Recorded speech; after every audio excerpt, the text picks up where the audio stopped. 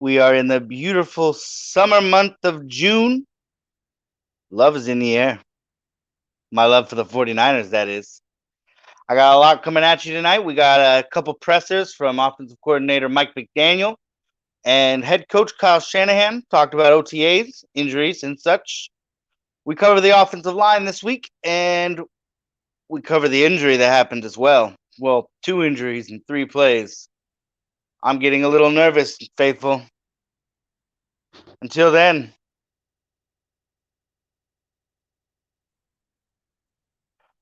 let's go with Primetime. Smith in a gun with Gore in his left hip. Third down, Alex takes the snap. Alex looking, got him, post, and it's got him! On, touchdown! Touchdown 49!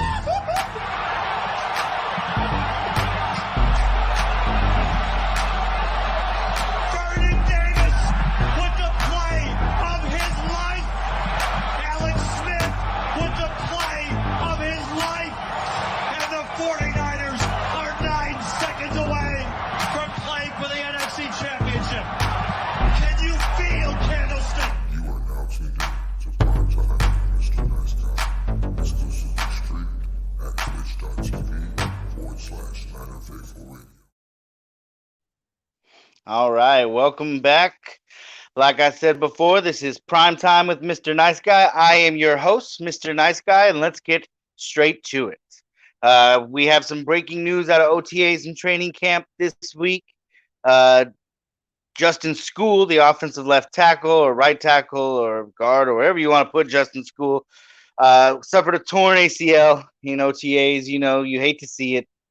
You hate to see these injuries year in and year out. We'll talk a little more about that later, but Kyle Shanahan, he was questioned about it today in the pressers, but he's got to change something up. He's got to do something a little different, because you could credit this to people being unprepared or freak accidents as much as you'd like, but at the end of the day, that's not what's happening here. Something is going on with this team. They're having too many freak accidents for them to be freak accidents. You know what I mean? Justin School was, in my opinion, going to be the 6th man of this offensive line. He played very well in the times that we've seen in the last couple of years. Of course, because of injuries, we've seen Justin School a little more than we would have liked. But he's still a solid backup, and I think he was the front runner for that swing tackle or that 6th man on the line position. Now that he's down, there's going to be a bit of a battle, I think, at that position. Another injury was Timor from the secondary, the safety. I really liked him. He busted his Achilles. Coach said he was just in the air. He came down on it wrong and busted that. So you hate to see it. You hate to see those accidents. But this is football. In football there's injuries. I don't think we should get too scared right away. I mean, they're going to happen, especially these OTAs. The guys are a little rusty. You can tell who came in stretched and ready to play a whole season, that's for sure. With that being said, training camp is going to be taking a break. I think Coach Shanahan said 40 days. 40 days till training camp. So the OTAs are over. He was going to run a mini camp. Decided they didn't really need it. He probably would have kept a couple rookies, he said. But he didn't want to keep everyone here just for the sake of a couple rookies. They can get along on their own in the next 40 days, and he'll see which ones come back having learned what he taught them. We'll see which ones show back up and compete. And there's guys that have done very well in these OTAs so far. Guys like Mohamed Sanu apparently has been doing pretty good. He's gonna come back and really show if he can make the NFL roster again. The coaches have been speaking highly of him, but 40 days between OTAs and training camp, I mean, that's a lot of time to get off your regimen or start getting sore. He is an older player. But right now, I think landing on the 53 is a good chance for Mohamed Sanu, but we'll see. We'll see moving forward. OTAs always feel like mini camp to me, or like training camp to me. I feel like it's very important to get this time in where you can run over things and you could get your players in the right shape and you can get your players working together cohesively. Uh, Shanahan's the king of cohesive. He ended camp a day early, took all the guys bowling, really team bonded. After a couple injuries, 2 injuries in 3 plays, you really got to do something to bring the morale back up, because you know that your players start flashbacking to last year where key players would go down and the other players who are good enough to compete and make this a winning football team just don't have the juice that a Garoppolo or a Kittle or a Debo on the field would have. And I think we got lucky. I don't think Justin School was that guy that we're gonna really hurt because of a season-ending injury, but it'll hurt our depth. It'll hurt our depth a little if injuries do start to mount, which we can hope and pray that doesn't happen. Speaking of, that's our position spotlight this week is the offensive line. If you go to NinerFaithfulRadio.com, I wrote a bit of an article on there. Check out our positional breakdown this week, which is offensive line. I talked about center Alex Mack. I talked about Laken Tomlinson, the guard. These are guys that pretty much have a lock on their job. You have four, maybe, yeah, about four of those spots pretty open or pretty solid right now at starters. You're going to have Alex Mack starting at center. You're going to have Laken Tomlinson starting at guard. You're going to have the Trent Williams, the silverback, starting at left tackle. Big Mike on the right side. Really, that right guard position is the one that was open or up in the air. But now with Justin School going down, we're going to have a little bit of a battle on who becomes that guard, who becomes that swing. And it's going to be really interesting to see that play out in 40 days. I'm interested to see how this old line's going to come together. I'm guessing Brunskill, maybe Ian Williams. We really hope that as a second round pick, Aaron Banks can solidify that job for himself. I really hope that his size and effort come out swinging. He's a big dude, and if they can use him in the skill set that they think they have, I can see them having a lot of success with Aaron Banks at the right guard and putting Brunskill in whenever they need him as like the sixth man. Yeah, the offensive line is, you know, it's ever evolving. If you look at the good teams, you look at the great teams on the offensive line, they're guys that have solid anchors and then a pretty good cohesive flow between guys who can do a little bit of everything. Versatility on the offensive line is a killer, because as a defensive line, your job is to go and get that quarterback or plug the gap and get the running back. But the offensive line, if you have versatility, you can keep them guessing where those gaps are going to be. You can keep them guessing what strength is going to work here, what agility is going to work there. And I think Kyle Shanahan's really good at training our offensive line to be versatile anywhere. You got guys like Trent Williams who are going to probably only play left tackle. Big Mike, I can't see him.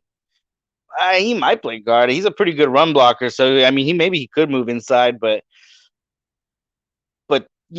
versatility is where it's at on the inside, and I think that Brunskill and Aaron Banks and maybe even Ian Williams, I can see them kind of alternating. And correct me if I got that name wrong. I feel like I got that name wrong, Ian Williams. But yeah, I could see them being pretty versatile. And this is a Kyle Shanahan team, so the offensive line, I don't care who it is, they're gonna be pretty decent. We had a few years there where like these guys, they were no namers. Justin School, before when we had Joe Staley, he was kind of the only guy that everyone was really excited about. The rest is like, what's gonna happen? And it turns out in the run game, at least, this offensive line wasn't bad. And it's never really going to be in a Kyle Shanahan offense. But when you have versatility and you have guys staying healthy and you have your anchors on the outside like Big Mike and the silverback, you start to see yourself looking a little more and more comfortable week to week to week to week.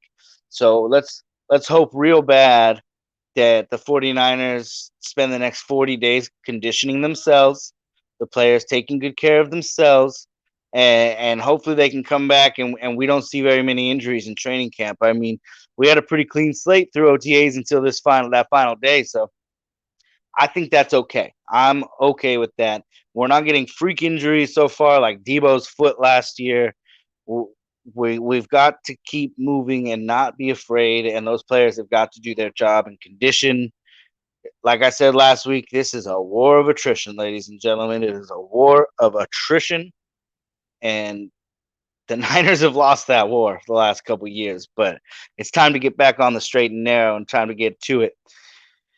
Okay, that's offensive line. I don't know if I missed anybody. You got my notes. Tom Compton. I'll throw out some names. Cole McKivitz, Mike McDaniel mentioned Cole and actually said that he could be a possible replacement for Justin School. He's really liked what he's seen. Yeah, so look for that 6-man swing battle for the offensive line, and look for it to be pretty exciting. I've mentioned how coach and offensive coordinator Mike McDaniel had some notes today. They had a little bit of a presser a little bit ago. I'm going to go over that. So let's start with Coach Shanahan. He came out and they asked him the usual questions that they're going to ask him after an injury. You could tell he kind of kept that Shanahan face on and didn't really want to look irritated, but he's like, man, why are you guys asking me this? This is football. He did say that the rookies have looked really good. He's really happy with our draft class. He's really happy with the way they all came in really coachable. They all have their talents, but they come in coachable and ready and like clay to mold to whatever Shanahan needs. And you love to hear that coming out of a draft class. You love to hear that the coaches are all kind of like, yeah, this is what we expected. This is exactly what we wanted out of this guy. So, but for him to say that, it shows you that they're doing something right, because Shanahan doesn't always mince his words. Shanahan will tell you when someone's going to be in his doghouse. I mean, Shanahan didn't speak very highly of Dante Pettis the entire time he was here. Unfortunately for Dante, who I think was a pretty good player who just never got his shot. I hope he does well wherever he went. I saw the other day, but it missed my mind a little bit. He's not a Niner, so he's not on the front of the brain. You know what I mean?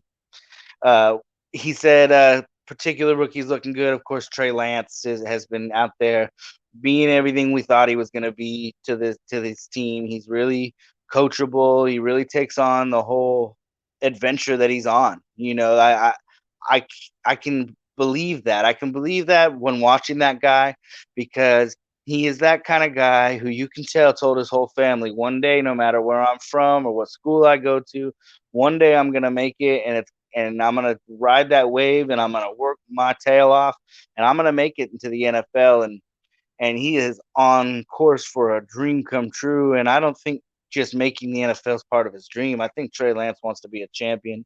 I think he wants to be one of the greatest. He's a very, very, very humble guy, but he's also very, very hardworking, very, very coachable, the coach said. So I feel like in the back of his mind, whether he admits it or not, because he's humble, he wants to be one of the best. He is hungry. And you love that a guy like that is redshirting, because he's going to take that year and they're going to mold him like clay, and they're going to make him everything that he needs to be for this offense. And then he's going to be a quarterback of the future that the rest of the NFL should be afraid of, because he took his time. He didn't get exposed behind a bad offensive line. He didn't get exposed by subpar wide receivers. This team will be built around him. John Lynch understands that he has to keep this team built around a young quarterback. Jimmy Garoppolo is gonna show him the ropes, whether he likes it or not. Just by playing, he's showing Trey Lance how to operate this offense. And I really feel like that's a good thing, that we have such a good quarterback in Jimmy, such a moldable player in Trey Lance. I'm gonna get off of Trey. We talk about Trey every day. It is the Trey area. How do you not talk about the Treys? You know what? I'm going to talk about a Trey. We're going to talk about Trey Sermon, because Coach Shanahan said that he's getting more and more reps as the days go by.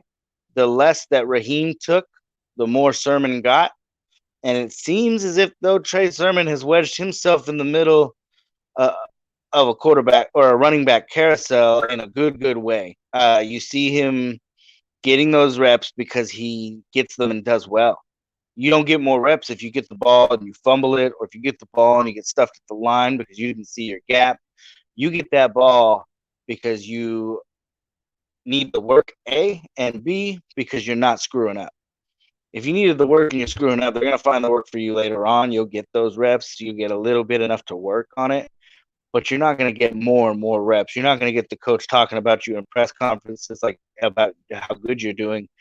He's going to be quiet about you. He's going to say, he's doing that. He's working hard, but he's not just working hard. He is in there getting the reps and making the most of them. And there's 50% athletics and 50% mental in this game. And I feel like Trey Sermon's mentality is, I'm going to be the starter of this football team one day. Why not start in rookie mini camp? Why not start in OTAs? And why not start in training camp? So that by the time this season comes, Mostert isn't the number one running back. He's sharing duties with Trey Sermon, which I really, really hope turns out to be the case for the young running back. I really, really hope Trey Sermon comes out and makes all the teams regret not drafting him before we got a chance to. I think that was a huge steal, and I think Elijah Mitchell was too. I like the way that guy runs. These running backs, I don't know why I keep saying quarterbacks. These running backs are no joke. So we wrapped up the offensive line. We wrapped up the positional breakdowns for the offense that are coming. We did the quarterbacks on NinerFaithfulRadio.com. We did the running backs. We did the wide receivers and the tight ends. We did the offensive line. Next week, we're going to be tackling in our position spotlight the defensive line. The big D, the big cheese, if you will. No Packer joke needed. Nick Bosa returned. Gave his guys a little bit of a moral support. He didn't do too much, but he was there. He's playing. He's gonna be back come training camp, and we're excited for that. But we'll talk about all that next week. We'll talk about the defensive line next week. I want to talk about now, moving on to young offensive coordinator Mike McDaniel. Mike McDaniel, I haven't really heard a lot of. I mean, his name. He's synonymous with Kyle Shanahan, which he is not shy about saying. He is new to this. He's an offensive coordinator to a coach that calls the plays, to a coach that is the offensive mind. So that's a lot like saying, your assistant regional manager or assistant to the regional manager for my office fans out there. He's basically the assistant to Coach Kyle Shanahan, but he makes no bones about how much of an honor it is to be in the position he's in, how lucky he has been to be able to ride that 14-year wave with Kyle behind him every step of the way. And anyways, I got a couple questions that were asked and answered, so we'll get to that. He was asked how it feels to have the promotion. He said it was an honor and a privilege to be the offensive coordinator for the San Francisco 49ers, but particularly for Coach Kyle Shanahan, whom he believes is the greatest play caller in the game right now. He says he just loves learning from him. He loves working with him. He loves the cohesive nature of the team. He just feels extremely honored to be offensive coordinator of this storied franchise in a time that they have one of the best play callers there's ever been. And I do agree. He a little bit of history on Mike McDaniels. He was in Houston with Kyle Shanahan when they did quarterbacks and wide receivers. And he said he's been all over the positions on the offense. He went with him to Washington and Atlanta and worked wide receivers in Cleveland. And he came here and worked his way up with wide receivers and running backs. And he got himself a job as offensive coordinator by being a very trusted, loyal, and abstract thinker. He says, if he had to pick one thing, he would say that he's an abstract thinker on the offense. He likes to think outside of the box. What would work here? What would work there? And when he was asked if he ever gets input on play calling, he answered with something that I didn't really understand about Coach Shanahan. I always kind of thought Shanahan was, this is my team. You guys just learn from me. I got all the notes. I worked till 3 a.m. last night coming up with the game plan for this. You guys just look it over and tell the guys. But apparently it's a very cohesive room. It's very much every single coach has a say. Every single trainer, every single player, every single person on that staff that's going out there on the field on game day, they all have a say. They all get to explain what they see, and Coach Shanahan is so good at taking their input and filtering it through his mind of the game and using what he thinks will work and not using what he thinks won't. Mike McDaniel said that he's really good at he'll take the information, and if it doesn't work, he doesn't hold you accountable. He doesn't lose trust in you because at the end of the day, he knows that it's his choice to call that play because you're just thinking. And that's all he wants you to do as a coach on that team is just think. Think, think, think, think, think, think, think. And eventually he will use some of those ideas, and then sometimes he won't. And I like that. I like that Coach Shanahan has earned the respect from the staff around him because it's just an attribute to how great he is. And offensive coordinator Mike McDaniels, when you watch this press conference, you can see through and through just how much of a fan of Kyle Shanahan he is. He loves the way he thinks, he loves the way he coaches, and he you can tell he's learned and emulated the game as much as he can, and he's earned enough trust and emulated enough of that coaching prowess for one of the greater minds on offense to be like, hey, you're going to be offensive coordinator. It's going to be your name on the billing when they say, hey, offensive coordinator drew up 5 touchdowns. They're gonna give you credit, and he makes it very clear that he is humbled by this, and he is humbled by Kyle Shanahan bringing him along for 14 years. And I mean, when you've had a working relationship like that, you're not just work friends. You're not just brothers on the football field. You guys are best friends. And it's really cool to see that Shanahan never lost sight of what helped him get where he was when it comes to the certain pieces that he's always had. And I love seeing that. It's part of that gel that makes the 49ers what they are. And I'm looking forward to seeing that continue. I'm looking forward to see Mike McDaniel grow as a coordinator. I really, really have high hopes for this guy. I do want to take a second. He kind of reminds me of Will Graham from the Hannibal series. I don't know if you guys ever watched that. I think it was NBC. He looks and sounds like Will Graham. Let's just hope that he has like some sort of power like Will does to see the offense from the offensive point of view and be like, yeah, if we go that way, it's going to be a touchdown every time. Let's just hope it doesn't weigh on him like it did Will Graham, or if someone doesn't come eating people. Carrying on in his press conference there, he was asked about D'Amico Ryans. He actually was in Houston when they drafted D'Amico Ryans back in 2006. And he said one thing he remembered about him as a player is that he was always an extension of the coaching staff on the field.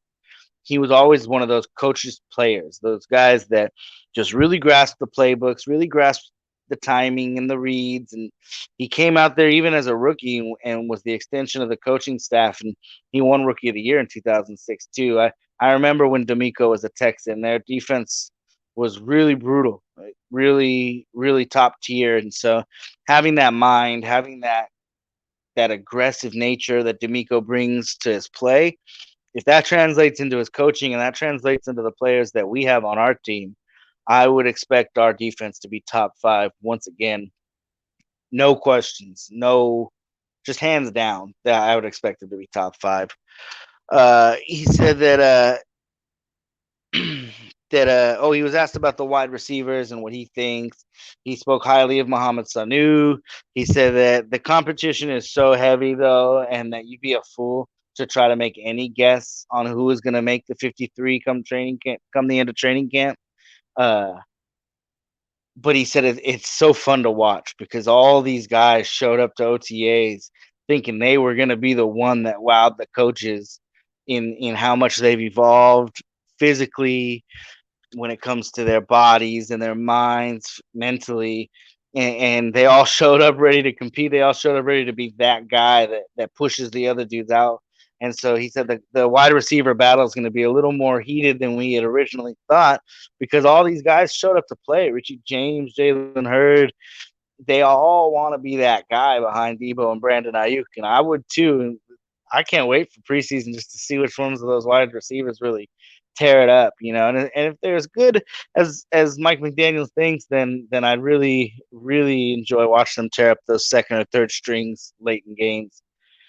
With Trey Lance throwing it to him, getting to see Trey preseason. We're 40 days away from training camp, which means we're not that far away from our first preseason game.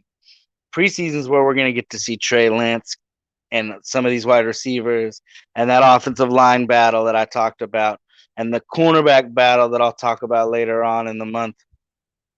It's going to be really good because we're a team that doesn't really need position battles. We're a team who actually has a bunch of starters.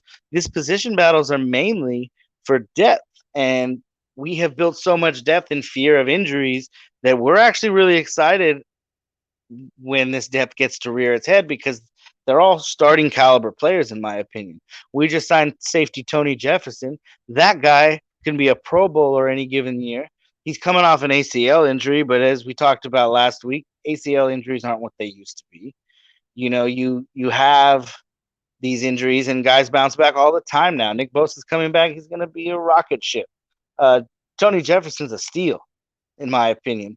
And so there's going to be a lot of things happening in that depth part behind Ward and Tart, behind Verrett and Emmanuel Mosley that I'm really excited for.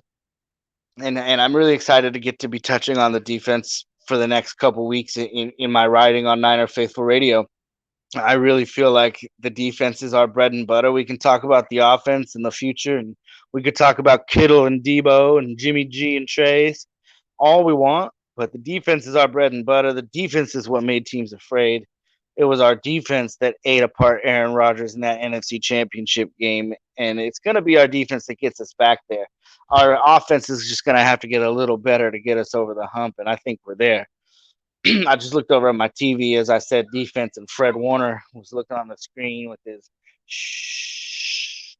So you know what they're bringing to the table this year. Moving on Mike McDaniel's podcast, or not podcast, his press conference, they asked if he can use Lance now in other packages. Can they use Trey Lance a la how New Orleans might have used, I forget his name. I forget the guy they had last year that would come in with Drew Brees sometimes and make plays. They asked him if he can kind of fill a role like that yet, he being Trey Lance. And he said, they're not going to get too ahead of themselves. This is not something that they're rushing. They love the way he's a piece of clay and they can mold him. They're molding him how they see fit. And he is all for that adventure. He is all for showing up early. He is all for showing up ready to go and being coached by the other quarterbacks or the coach's quarterback. You got, I always butcher his name, but you got Rich Sgragnello, or correct me in the comments if you want to. We have the quarterback coach who originally was here with Jimmy G, and him working with Trey Lance is going to be big as well, I think.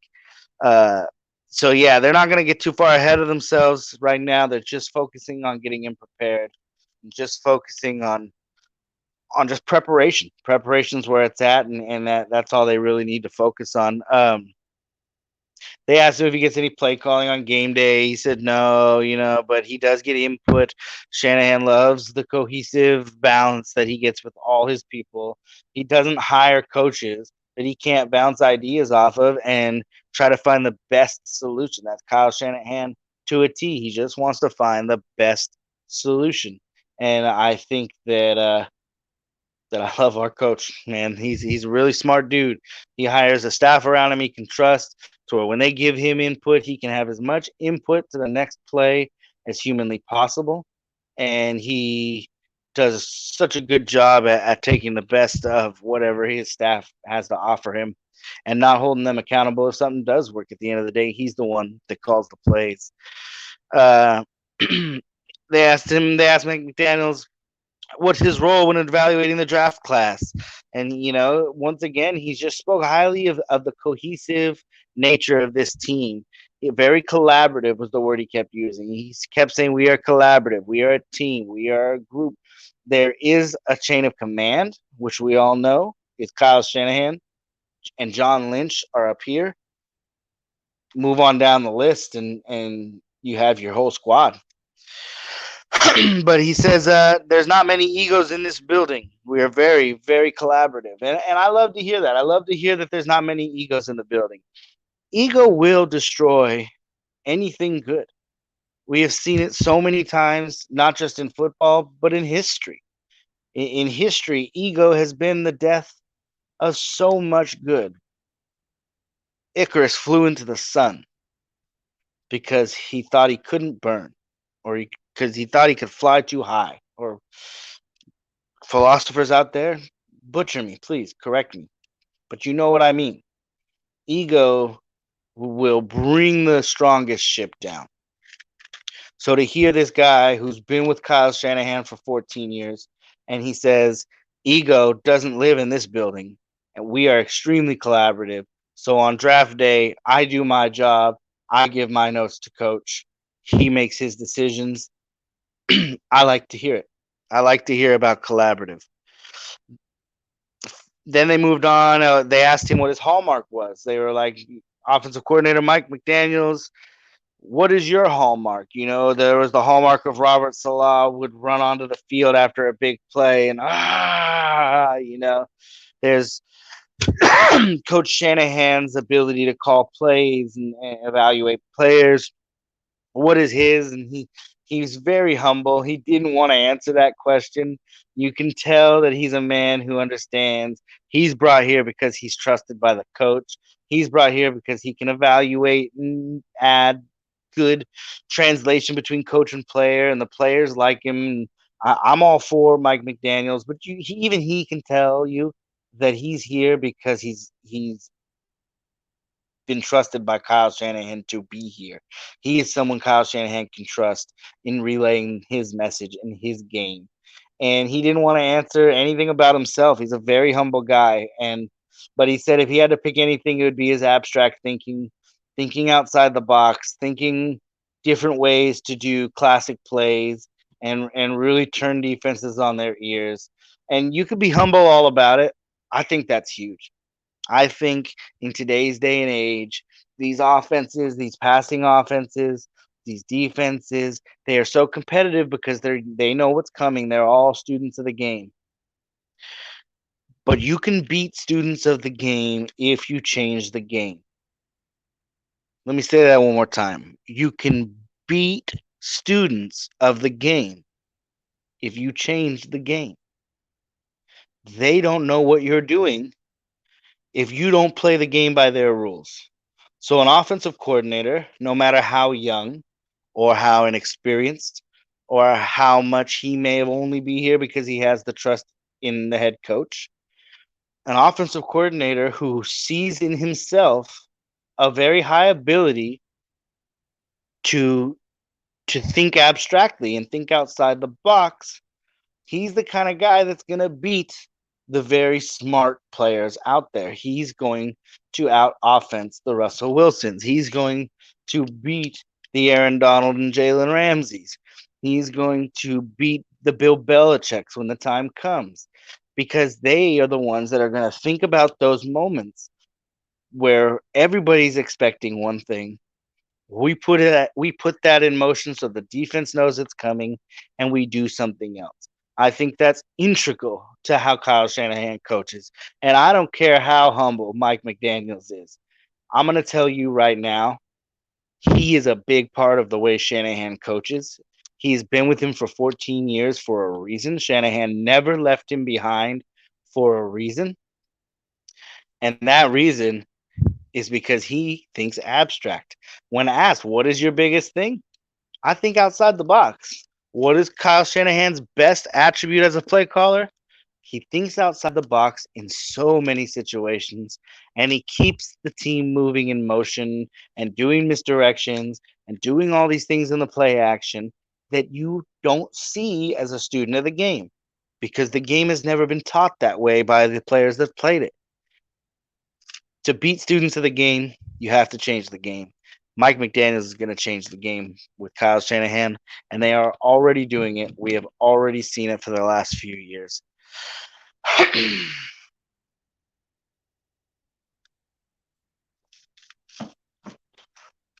Excuse me. All right. He even says, though, he's been lucky to be under the best play caller that he's ever seen. High praise for the coach. High praise for a friend, for a brother.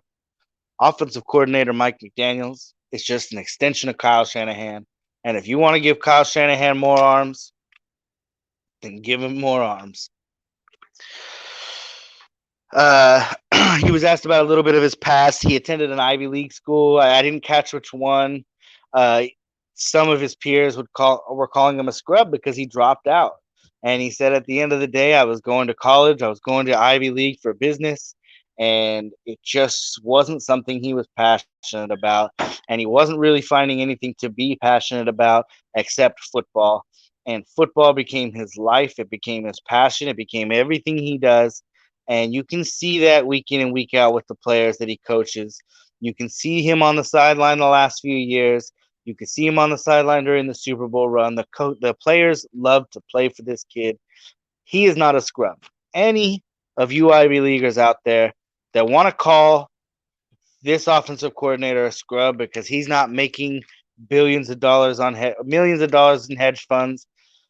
He's only making a couple 100,000 as an offensive coordinator, if that.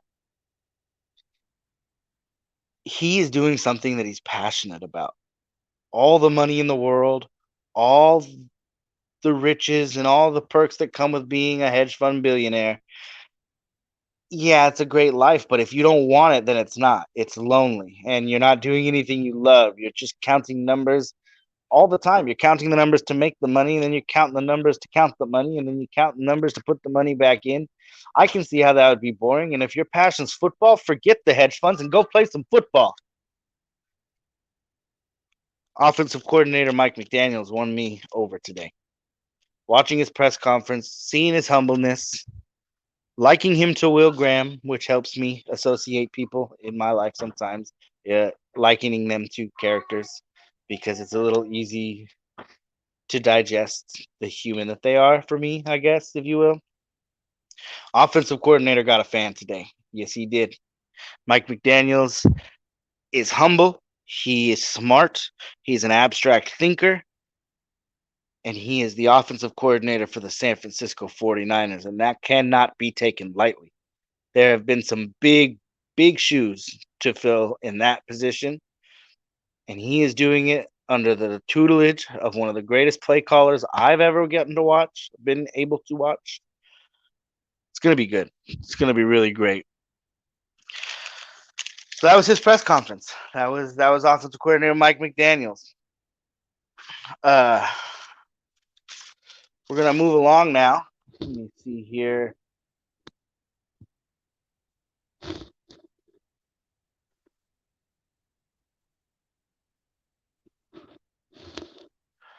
Okay. So we're gonna move on. I'm gonna start something new this week. We do have our NFL Rewind, Faithful Rewind show with your boy Niner Faithful.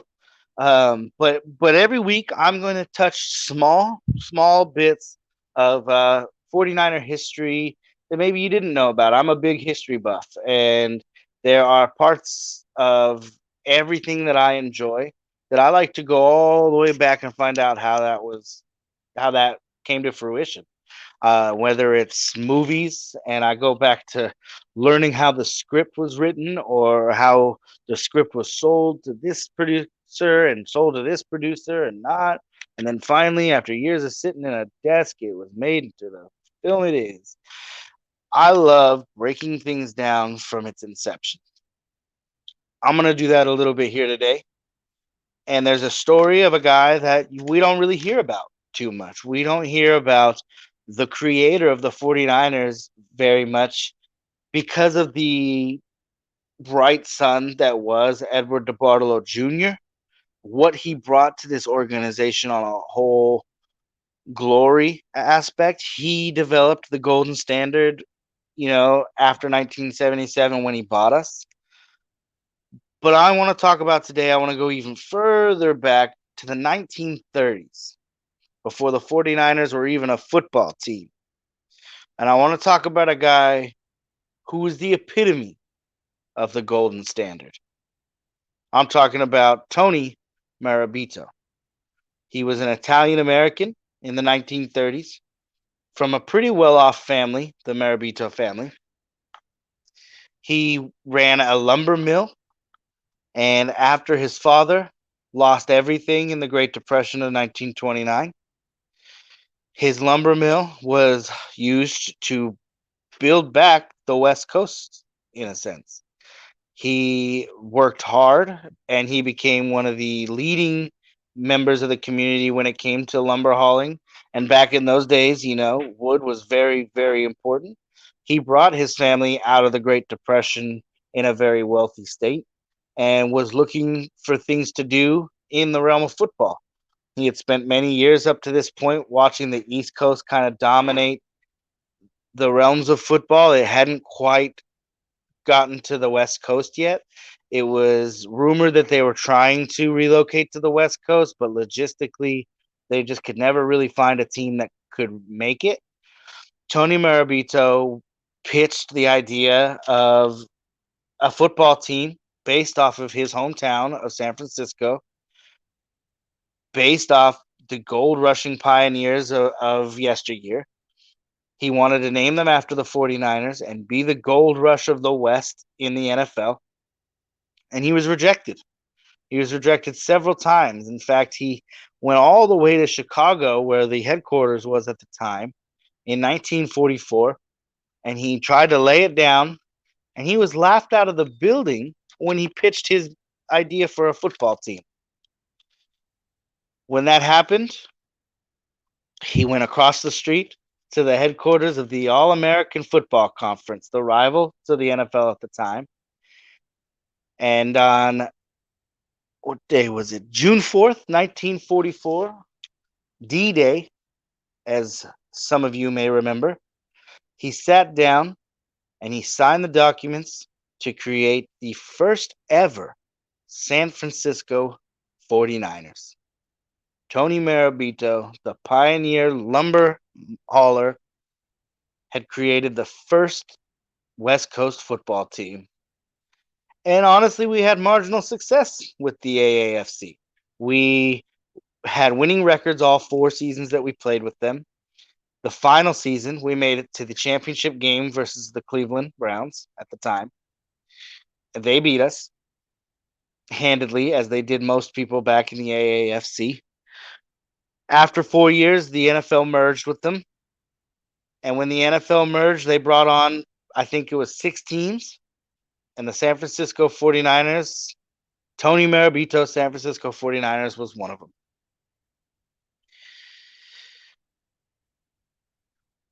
On December 17th, 1954, Tony Marabito died.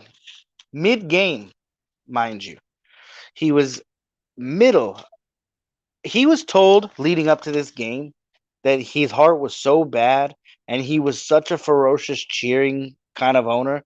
He was always in his press box. He was always going hard for his team. He loved his 49ers.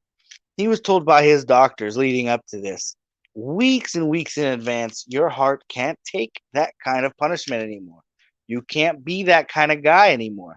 You have to calm down, and I suggest putting football aside. And he told his doctor, man, if football is what kills me, then it was meant to be. Sure enough, on a cold day in December at Kazar Stadium, as the fog rolled in, he would die from a heart attack in his press box, being read his last rites, his final words being, "Thank you, Father," as he slowly let go of his grasp on life. The Niners would be down 17-7 headed into the half in that game. And upon hearing the news of their faithful owner passing in the press box, they would rally back and win 21-17 in his honor. Ed DeBartolo Jr. would buy 85% of the 49ers stock a couple decades later in 1977. The time between 1954 and 1977 had some pretty decent players, but was marginally unsuccessful in its first 10 or 15 years in the NFL. And then we all know the story after that and what Ed DeBartolo Jr., Bill Walsh, and a young quarterback out of Notre Dame would create. So, yeah, Tony Marabito, the founder of the San Francisco 49ers, and the founder of West Coast football. So we have that to add to our glory as well. I had a lot of fun researching that one. That was a story I didn't really know. I wanted to look for something that I didn't know. I knew that my first history of the faithful segment, I wanted to talk about Tony Marabito. I wanted to talk about the founder of the Niners. I wanted to get to the nitty gritty of it. There's a whole bunch of notes I have on Marabito. If you want more, hit the like buttons. If you want more Tony Marabito, comment, say, hey, I want a little more, and maybe I'll write a piece on him.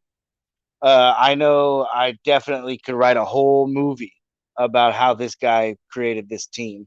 And I just might one day. You never know. Marabito family, if you see this, reach out to me. I would love to ask you guys some questions. I would love to know the history of the family and the history of the brother. I would love to know the history of Marabito lumber. Uh, so yeah, that was a fun one. Going through my lines here. All right.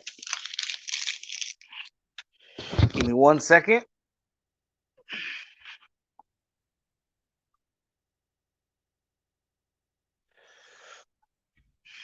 If you guys like that, if you guys like that little history thing, I'm not gonna step on the Faithful Rewind podcast.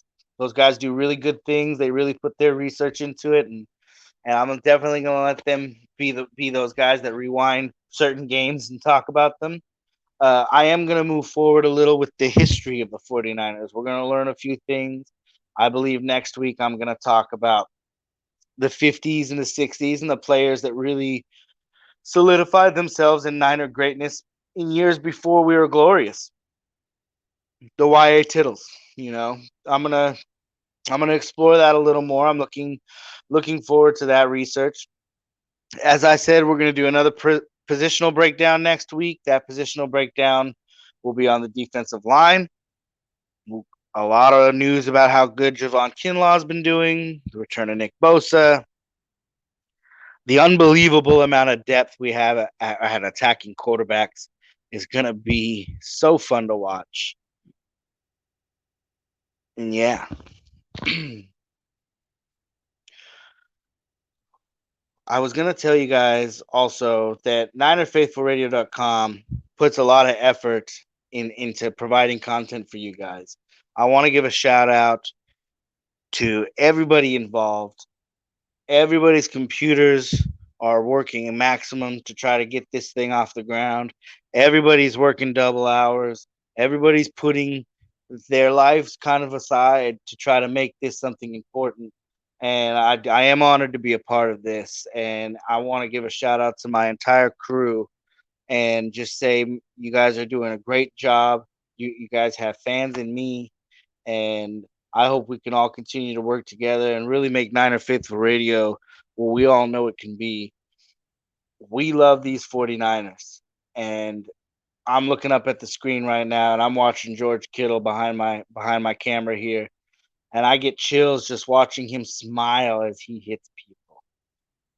We're the kind of podcast, we're the kind of radio network, we're the kind of guys that get excited to talk about people hitting people.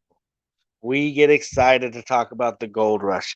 I get excited to talk about Tony Marabito, and not just how he was the father of the 49ers, but how he was a lumber mill hauler through the Great Depression, used that to get out of the bind that his family was in. His father had lost everything, everything. And he came up with this business at the right time. And it's just so crazy when you look at life like that and you think about how this guy, his father was wealthy, he grew up wealthy, but his father lost everything in the depression. He became a respectable lumber hauler at the right time in 1930 when things were starting to boom again. He put his hard work and dedication into becoming something bigger than life was trying to let him be. And when he made enough money, he put it back into this sport and this team. And we got so many decades of blood, sweat, tears, glory. We wouldn't be able to celebrate those 5 Super Bowls or those 7 Super Bowl appearances without Tony Marabito. We wouldn't be able to look up at George Kittle and get those chills. We wouldn't be able to remember Patrick Willis and his lion style hunting out there in the midway. We wouldn't have Jerry Rice or Joe Montana or any of these guys had it not started with a lumber hauler in the 1930s who never gave up. And if you take that mentality and you put it with the San Francisco 49ers, it was built on it. And it always has been. This team has never settled for less. I feel like this team has had 2 dark ages since 1944 when it became a football team in the AAFC. That was the 50s through the 70s, and then, of course, the early 2000s, which I grew up in. The early 2000s were brutal. We spent a first round pick on a quarterback that we probably should have chose the other guy. We had a carousel of offensive coordinators and coaches, and we had guys that didn't know what they're doing and dudes that looked at our teams and said, I want winners. Because you know why Mike Singletary said that? He didn't just say that because we lost. He had winners. He knew he had winners in that team. The team that Mike Singletary coached wasn't much different than the team that Jim Harbaugh ended up coaching. That Super Bowl team that went with Colin Kaepernick and Jim Harbaugh, the defense and a lot of the offensive line, that was Mike Singletary's team. He knew he had winners. They became winners to this furthest to the extent as we can call them winners, having lost that Super Bowl. They were NFC champions, and that's winning. That team became winners. He wanted winners. He didn't say it because he didn't think he had them. He said it because he knew they didn't believe it themselves. Mike Singletary came from an age of football where if you wanted to be a winner, you went out there and took it. And Tony Marabito, he embodied that. He used his lumber hauling skill to make a business, to make a profit, put it into this sport, and never gave up trying to create a West Coast team. He got turned down, I think they said 12 times. The last time they laughed him out of the building. It takes dedication to be laughed out of a building when you're trying to do something you're passionate about. It takes patience. It takes will to just take that deep breath and focus. And it also takes some balls to get turned down and laughed out the building. So you, in turn, instead of direct that anger towards them, you go across the street to their rival and you sign the deal anyways. While bombs were dropping on Europe, Tony Marabito didn't care. He was making a West Coast football team. He was displaying that golden standard that the 49ers have become synonymous with. No matter who you ask, there are haters out there, but there's not an NFL fan alive that doesn't name the 49ers in their top 5 organizations of all time. We have embodied the golden standard that Tony Marabito dreamed of when he laid in bed awake at night, trying to get a deal done to make this team that he just wanted to use to represent his beautiful city. His city, he believed, was the most beautiful city in the world, the most hardworking city in the world, backed by a history of gold and hardworking pioneers who took that gold and turned it into a bustling, creative, super tech mecca it is today. That in part thanks to Tony Marabito and never giving up. And then when he got to the AAFC, he made a winning football team, and he got them to the championship. I mean, we've always been a golden standard team, from the lowest divisions to the NFL to the highest stage. I have never seen our fans hold this team more accountable than right now, having lost 2 Super Bowls in the last decade. This is unacceptable to us. This is unacceptable to you and you and you. We are all faithful, and losing those Super Bowls is unacceptable to us. It is not what Tony Marabito would want it. It is not of the hopes and dreams for a man that died watching the game he loved when he was told not to. He would not have wanted us to lose like that. And like that, I am mentioning Kansas City. We should not have lost that game in Miami. We are better than that. We shouldn't be unprepared every season to where we lose half our team to injuries. We are better than that. This team has a golden standard from top to bottom, from beginning to whenever it ends. Gold, gold, gold. And man, is it beautiful. I like being a fan of the 49ers because I like to be able to say things like that. Can you imagine being a Raider fan and be like, we have the silver standard of the NFL? Can you imagine being the Browns? We have the brown standard of the NFL. We got the golden standard. And that in and of itself brings a hype and a prowess and a mentality to it. You don't come to the 49ers and think to yourself, this is the brown standard of the NFL, that's for sure. No, you go to the Browns to see the brown standard. They've lived up to it too. You go to the Raiders to see the silver standard. They've lived up to the silver standard, always coming close, but never really pulling the trigger on that W. The 49ers have been to the Super Bowl 7 times. That's got to be almost tied for third, I think. Correct me in the comments. That's a stat I'd like to have known right now, but it's up there. The 49ers take shots. We make plays. Yeah, we may fall for a couple years, but we rebuild. And this organization always rebuilds to a golden standard. You don't have to be a fan that was alive in the 80s or the 90s or the 50s. You just got to be a fan to feel the chills that this team brings to every single Sunday. Sundays this year, I'm going to make a bunch of hot dogs and bratwursts. I'm going to make my famous homemade nacho cheese sauce. And I'm going to sit down and I'm going to enjoy being a 49er fan. Last year, I think I took that for granted.